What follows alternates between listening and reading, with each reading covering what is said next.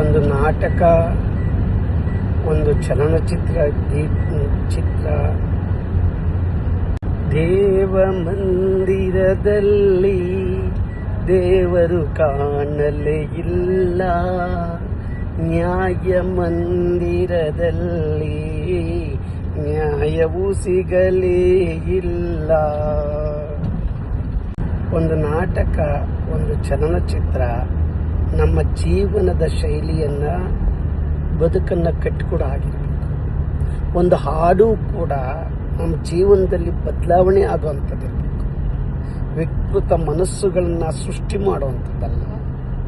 ಜನ ಕೇಳ್ತಾರೆ, ಯುವ ಮನಸ್ಸುಗಳು ಕೇಳ್ತಾರೆ ಅಂತೇಳಿ ಬೇಕಾಬಿಟ್ಟಿ ಬರೆಯೋದಲ್ಲ. ಸಾಹಿತ್ಯ ಬೀದಿಗೆ ಬರಬಾರ್ದ್ರಿ. ಸಾಹಿತ್ಯ ಅನ್ನೋದು ಇಡೀ ಜಗತ್ತನ್ನು ಕಟ್ಟಿಕೊಡಬೇಕು, ಮನಸ್ಸುಗಳನ್ನು ಕಟ್ಟಿಕೊಡಬೇಕು ಅಂತ. ಹಾಗಾದರೆ ಒಡೆದ ಮನಸ್ಸುಗಳನ್ನು ಕಟ್ಟಿಕೊಡಬೇಕು, ಒಂದುಗೂಡಿಸ್ಬೇಕು. ಇದೇನಾಗಿದೆ ಅಂದರೆ ಮನಸ್ಸುಗಳನ್ನು ಒಡೆಯ ಆಗಿದೆ. ಒಂದು ಹೆಣ್ಣಿನ ಮೇಲೆ ದೌರ್ಜನ್ಯವನ್ನು ಎಸಗುವಂತಹ, ವಿಕೃತಿಯ ರೀತಿಯಲ್ಲಿ ನೋಡುವಂತಹ ಹಾಡಾಗಿದೆ. ನಾವು ಒಂದು ಕಡೆ ಹೇಳ್ತೀವಿ, ಓ ನಮ್ಮ ತಾಯಿ ಹೆಣ್ಣು ಭೂದೇವಿ ಅಂತ ಹೇಳ್ತೀವಿ, ಕಾರ್ಯೇ ಸುದಾಸಿ ಅಂತ ಹೇಳ್ತೀವಿ, ರೂಪೇಶು ಲಕ್ಷ್ಮಿ ಅಂತ ಹೇಳ್ತೀವಿ. ತಾಯಿ ಅಂತ ಹೆಣ್ಣನ್ನ ಸೆರಗ್ಸರ್ಸಿ ಅಂತ ಹೇಳಿದ್ರೆ ಏನು ಮಾತ್ರಿ ಅದು? ಅವ್ರ ಕಲ್ಪನೆ ಏನಾರಾಗಿರಲಿ, ಅದು ಕೇಳುವ ಮನಸ್ಸುಗಳು ಹೇಗಿರುತ್ತೆ, ಇದ್ರ ಬಗ್ಗೆ ಚಿಂತನೆ ಮಾಡಬೇಕು. ಇದನ್ನ ಎಲ್ಲರೂ ಕೂಡ ಧಿಕ್ಕರಿಸಬೇಕು ಅಂತೇಳಿ ನಾನಾರು ಮಾತನಾಡ್ತೀನಿ.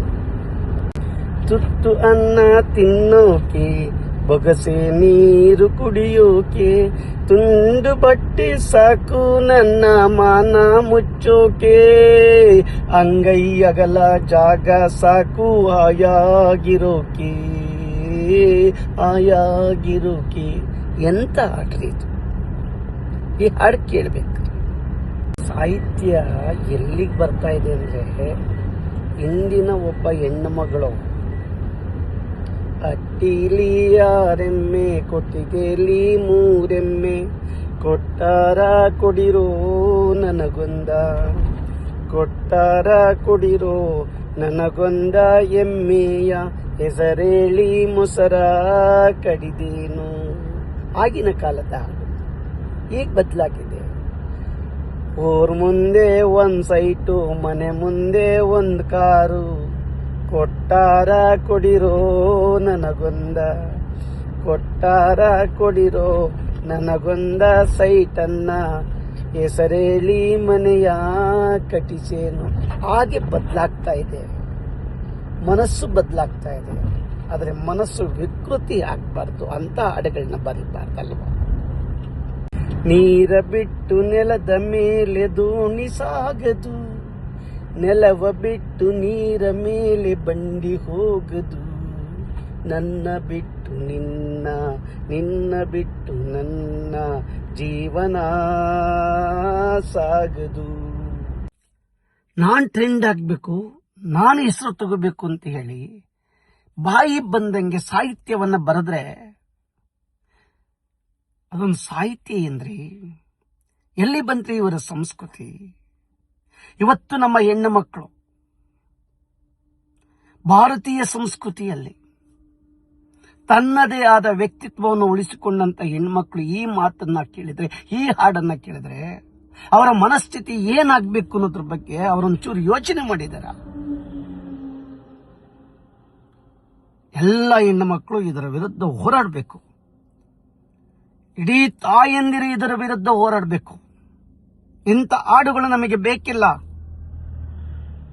ಎಂತೆಂಥ ಬದುಕನ್ನ ಕಟ್ಟಿಕೊಡ್ತಕ್ಕಂಥ ಹಾಡುಗಳು ಬರ್ತಾ ಇತ್ತು. ಚಿ ಉದಯಶಂಕರ್ ಬರಿತಾ ಇದ್ರು, ದೊಡ್ಡರಂಗೇಗೌಡ ಬರಿತಾ ಇದ್ರು, ಅನೇಕ ಗಣ್ಯ ವ್ಯಕ್ತಿಗಳು, ಸಾಹಿತಿಗಳು, ದಿಗ್ಗಜಗಳು ಬರಿತಾ ಇದ್ರು. ಮನಸ್ಸು ಬದಲಾಗ್ಲಿ, ಸಂಸ್ಕೃತಿಯತ್ತ ಬರಲಿ, ಜೀವನವನ್ನ ರೂಪಿಸ್ಕೊಳ್ಳಿ. ಇವತ್ತು ಹಿಡಿ ಮಗ, ಒಡಿ ಮಗ, ಕೊಲ್ಲು ಮಗ ಅಂತ ಹಾಡುಗಳು ಬರ್ತಾವಲ್ಲ, ಈ ಹಾಡುಗಳನ್ನ ಕೇಳಬೇಕ ನಾವು? ಇದರಿಂದ ಅವರ ಮನಸ್ಸುಗಳು ಏನಾಗ್ತವೆ? ಇಡೀ ಒಡಿ ಕೊಲ್ಲು ಸಂಸ್ಕೃತಿ ಬರುತ್ತ್ರಿ ಇಂಥ ಹಾಡುಗಳು ಕೇಳಿ. ಇವರಿಗೆ ಧಿಕ್ಕಾರ ಇರಲಿ ಇಂಥ ಹಾಡುಗಳು ಬರ್ದಾರೆ. ಬನ್ನಿ, ನಮ್ಮೆಲ್ಲ ತಾಯಿಂದಿರ, ಸುಸಂಸ್ಕೃತಿ ಇರ್ತಕ್ಕಂಥ ನಮ್ಮೆಲ್ಲ ಹೆಣ್ಣು ಮಕ್ಕಳು ಇದರ ವಿರುದ್ಧ ಮಾತನಾಡಿ ಇಂಥ ಹಾಡುಗಳಿಗೆ ಧಿಕ್ಕಾರ ಇರಲಿ. ಬೇಡ ನಮಗೆ ಇಂಥ ಹಾಡುಗಳು. ಜನ ಕೇಳ್ತಾರೆ, ನಾನು ಬರೆದಿದ್ದೆಲ್ಲ ಸತ್ಯ, ನಾನು ಏನು ಹೇಳ್ತೀನಿ ಅದೇ ಸತ್ಯ. ಯುವ ಮನಸ್ಸುಗಳನ್ನ ಗೆಲ್ಲಕ್ಕೋಸ್ಕರ ತನ್ನ ಬದುಕು ಏನಾದ್ರೂ ಚಿಂತೆ ಇಲ್ಲ, ಈ ಸಂಸ್ಕೃತಿ ಏನಾದ್ರೂ ಚಿಂತೆ ಇಲ್ಲ, ಈ ಜಗತ್ತೇನಾದ್ರೂ ಚಿಂತೆ ಇಲ್ಲ ಅಂತ ಹೇಳಿ ಬರೆದು ಬಿಟ್ರೆ ಅದು ಒಂದು ಸಾಹಿತ್ಯ ಅಂದ್ರಿ. ಈ ಸಾಹಿತ್ಯ ಬರೆದವರಿಗೆ, ಈ ಸಾಹಿತ್ಯ ಸಂಗೀತ ಕಟ್ಟಿದವರಿಗೆ, ಇದನ್ನ ಹಾಡಿದವರಿಗೆ ಧಿಕ್ಕಾರ ಇರಲಿ.